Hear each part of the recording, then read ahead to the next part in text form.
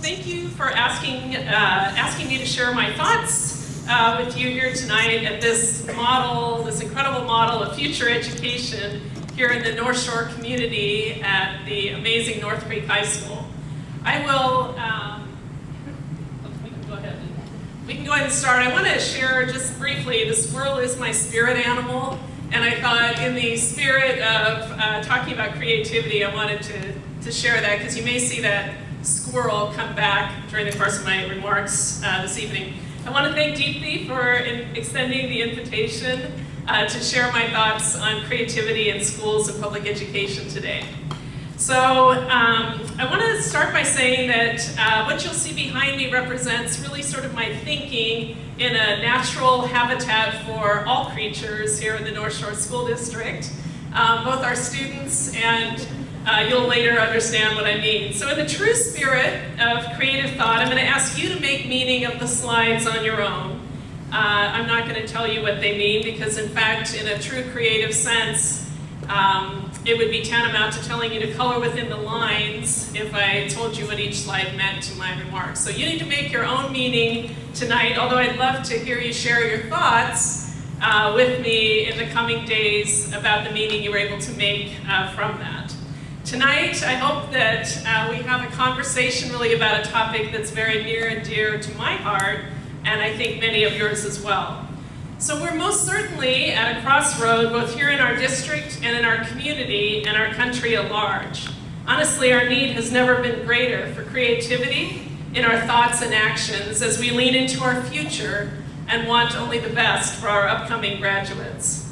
Recently, Sir Kenneth Robinson noted that at kindergarten, 98% of us at our kindergarten age were distinguished in the area of divergent thinking, illustrating a capacity for creativity in almost all of us. I might be in the 2% that didn't meet the distinguished level there for divergent thinking. And it was based essentially on a test of 1,500 kindergartners and asking them what would they do, what are the number of uses they could come up with for a paperclip. And so many of us might think, it holds paper together, we can put together perhaps different things and hang them from places. But kindergartners had a vision for that by how large is the paperclip? Could it be 200 feet tall? Could it be made of green foam? Could it, right? So they had many ideas and very much a great deal of creative thought. Well, what was troubling is that this longitudinal study also demonstrated that the longer these children were in our schools, honestly, the less capacity they demonstrated for thinking creatively. So I think we clearly have our work cut out for us. So I invite you to be a thought partner with me tonight, both together here, those on film, and those in the larger world at some point, and think about where is this movement to restore a focus on the arts going to start? And I think, why not here? I think that why not could we start that model that had a focus on creativity, fine and performing arts and music that took center stage? Why not us? Why not here? It's essential, honestly, that we do something to thoughtfully prepare our students for a world that's yet to be imagined, and that requires creativity. I will argue that's an essential core skill. I also want to note that all the content areas that have been so marginalized with the current standards movement and high-stakes assessment trend, which include the fine arts, history, music, civics, those are only to name a few that we somehow have not found as much time for as we have our standardized tested topics, have really put us in a position in our country that I think marginalizes our ability to problem solve together creatively and empathetically. I think you could argue that we've lost an entire generation of students to these content areas because it's been almost 20 years that we've been in this morass of standardized testing and high-stakes assessment. That is almost a generation of students, and we must reclaim these content areas. Our community and country need citizens who understand big ideas and can grapple with them authentically. So let's pause for a moment and define creativity.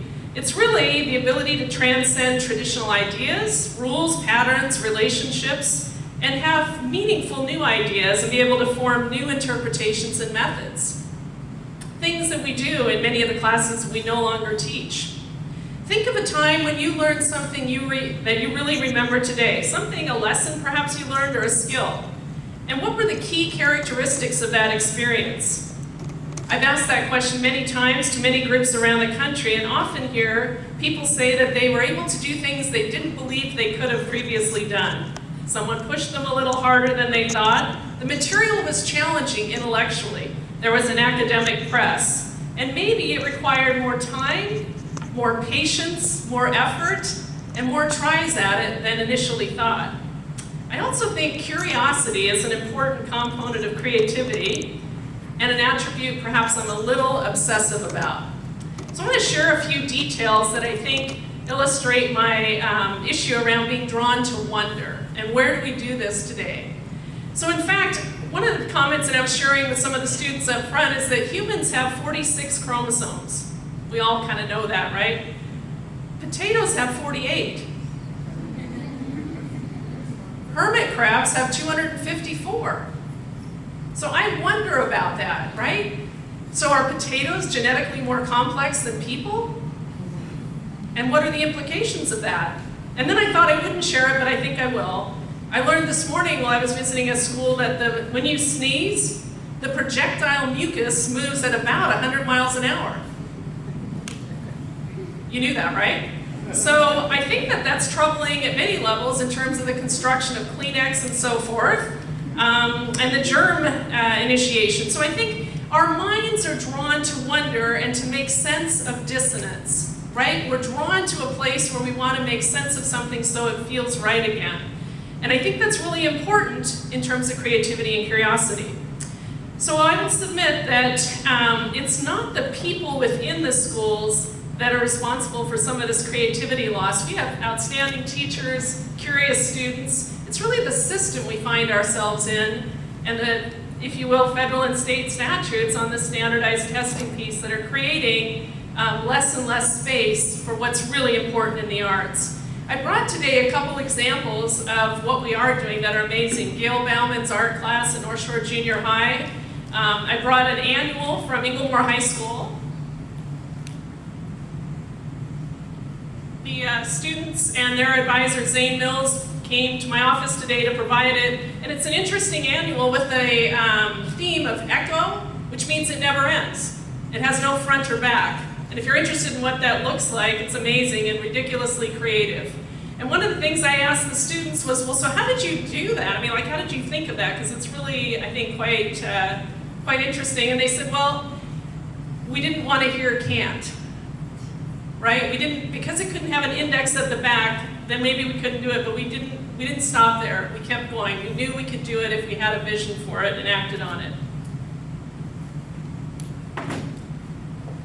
So, given a vision and acting sometimes takes patience. So I want to share with you another example from nature, and that's the example of the giant timber bamboo and its connection, honestly, to the topics of school and creativity. When you plant a seed of giant timber bamboo, you have to water it for not 1, not 2, but really 3 years before you ever see anything at the ground level. But once it hits the ground level, it grows as much as 90 feet in 60 days. It's known to grow 1.5 feet a day. That's amazing. So I think that it's remarkable the quality and the time and the patience it takes to get there, but once it's there, the strength is unbelievable. So I think about that when I think about the world ahead of us and the one we face today that I was educated for over 40 years ago. I know, it's a long time. We did not have calculators, cell phones, computers, any of those things. We still had antennas. Not on our heads, they were on our televisions. Party lines for phones, and slide rules for calculation and computation. Yet, here I am talking to you about the future. So there must be some skills that are inherent, that are critical and important, that aren't just about the technology and how to use it. So let's be clear about what we're talking about in terms of creativity in schools. If there's anything we understand in education, it's the importance of clear targets. So whose responsibility is it? Yours? Mine? Well, I would argue it's ours, sitting in this room tonight, who have a responsibility to improve the time and space we have for creativity. And I think about our recent strategic plan and some of the language that we have there. The ethic of lifelong learning is the catalyst for growth and continuous improvement. It powers the journeys of our students, educators, and our community toward excellence. And learning into the future will generate the together, everybody grows every day. So as we think about this and we think about the constraints that we have on our creativity, I'd like to think about that topic as an enduring understanding and how it connects really to all the content areas. It's not just a separate class taught third period, right? Because we probably wouldn't have time for it. So we need to integrate creative thinking and problem solving into everything we do. Too long, that thinking has been documented and focused on, and it's been ignored by, again, the high-stakes testing content areas. So I think at this point, we would achieve these goals of providing more creativity in schools because our future really does depend on it. Too often, we've had students across this amazing country have courses that they wanted to take, not be able to take them because they haven't been able to fit it into a schedule, and often to take courses we believe are more important or required. Often these core skills then are taught in isolation with less and less relevance as those opportunities for the application of those core classes have really been cut back due to funding shortfalls and also, really honestly, the measurements that have been placed upon us. So I would submit to you that our system will always produce what it's designed to produce. What we need to do is have the courage to talk about it together and talk about how we're going to redesign that for us. So I think that one of the things we need to talk about is that there is an art and a science to teaching. And I believe that if we can focus on that, we can understand better all those facets that make it a critical element in terms of creativity and imagination. And couldn't we use a nation that uses more collaborative and resourceful ways? I think the lack of the coursework in some areas of civics and so forth have really created some issues for us, both locally and nationally. So at this point, I want to share a story. I know we have a lot of young people in the room. Share a story that really, I think, illustrates innovation that occurred in 1949. And some of you may know the story, but I'll be brief. So at this point, I want to share the story of 15 smoke jumpers who jumped from flames into a raging fire along the upper Missouri River area of Montana in 1949. This canyon was called the Man Gulch Canyon.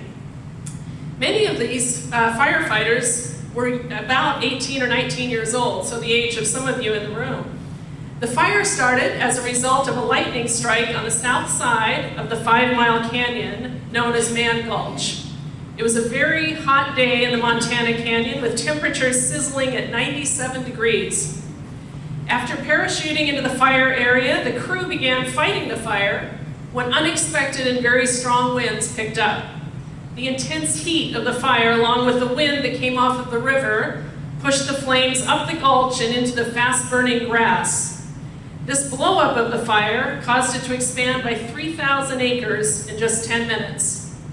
And as you know, fire travels faster up a slope, catches and so forth. And the slope on the north side was a 75% incline. It made it really difficult for the firefighters to run. In fact, the fire jumped the river in the gulch and began chasing the firefighters at an unbelievable rate of speed. The leader of the group shouted to them to drop their heavy gear. They were running with all their gear. Their backpacks full of shovels and spades and firefighting gear while they're trying to outrun a fire moving at the rate of 3,000 acres in 10 minutes. At some point, it became apparent that they would not be able to outrun the fire. At that point, the leader, Wagner Dodge, made a decision with the fire less than 100 yards behind them. He took out a match. This is the leader of the group in the middle of running past a forest fire, and I think I can light it. He lit the match and set fire to the grass right in front of them, the grass they hadn't gotten to yet. In doing so, he was attempting to create an escape fire. He felt like if he could light a fire and burn the grass ahead of them, and they could jump in, the fire would go around them to get to the grass that hadn't yet been burned. So he screamed at the crew, jump in, jump in. But they'd never trained for that. The escape fire was something completely new. His crew did not choose to stay in the circle, they kept running. Even having dropped most of their gear, they could not outrun the fire. Including Dodge, only 3 of the team survived that day. The Man Gulch fire remains a lasting mystery of epic proportions. It also became the first time that wildfire forest fighting used something called an escape fire. So why I think that that's interesting is, to me, it shows the importance of taking risks when we talk about creativity and new and innovative ways of doing things. We encourage young people to take risks, and we argue that's how you learn. But our structures and systems sometimes are not designed to support that risk-taking. Indeed, our grading systems sometimes reinforce staying safe and making failure a dangerous proposition. Do I take a class that's really challenging or really interesting? Oh, I don't know. My GPA might interfere with my post-secondary plans, maybe not. So as a system, we have some work to do too. We're going to have to make taking risks safer if we're going to enable and support truly creative thinking. We don't quit. We can't quit. Here in Northshore, we are amazing and we need to continue that. And as we make space, just as Wade Dodge made space with his escape fire, we need to be able to have those safe places for students to be creative and truly to try innovative ideas, because failure is part of that process. There's been no scientist, musician, dramatist, artist that at their first time created a masterpiece. Didn't happen. There was a lot of failure that happened before they were able to be that amazing person we read about, but we need to make that safer for our young people and our staff. Our teachers, I think, feel just as handcuffed. If I try something different, what if it doesn't work? Right? But the answer is not to keep running. So I want to share with you just a last poem from one of our other teachers who's retiring this year. Tim Curtis has taught for many years at Inglemoor High School, and I think he captured creatively what it's like to be a teacher here in Northshore and kind of how difficult it is to say goodbye. So I'll try to read it well. He began teaching in Northshore at Inglemoor High School in 1972.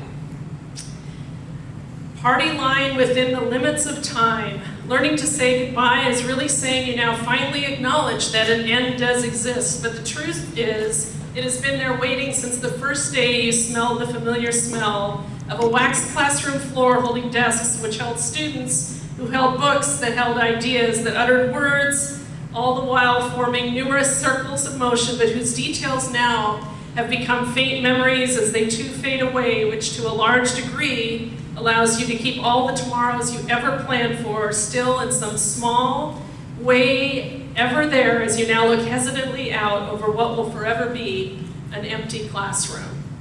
I think that's a powerful way to communicate, perhaps more powerful than a memo. Learning leads to change, and change leads to growth and new possibilities. Learning into the future is a precondition for growth and a passageway into the life we all imagine for one another. As we embrace learning into the future and for the creative possibilities necessary, we also have an ethic within our schools and community to steadily advance toward accomplishing our aspirational goals for all of our students and the hopes and dreams of our community. Our courage and conviction will provide the strength we here in Northshore need to become the global model for public education. Join our journey and imagine the possibilities. And thank you.